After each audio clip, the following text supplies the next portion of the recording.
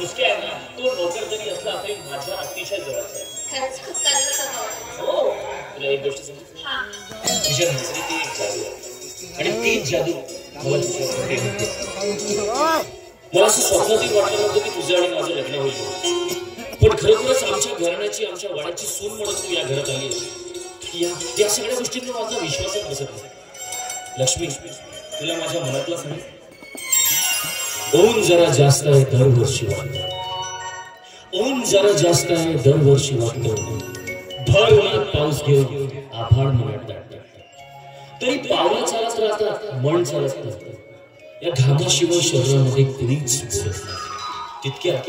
तितक्यात कुठून एक ढग सूर्यासमोर येतो, उन्हामध्ये काही भाग पंखांखाली घेतो, वारा उन्हाळ मुलासारखा सैरा वैरा पडत सुटतो, पानां फुलां झाडांवरती छपराखाली चढत वाहतो.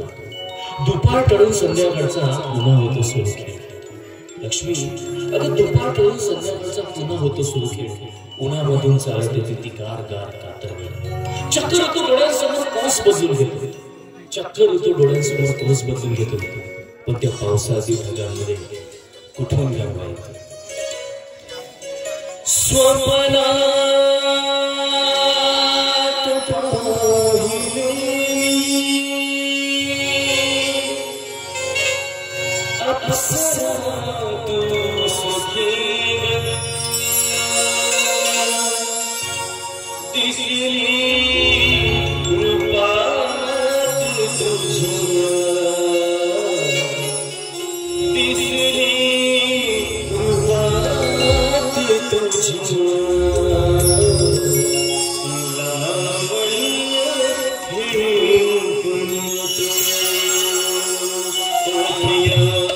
Oh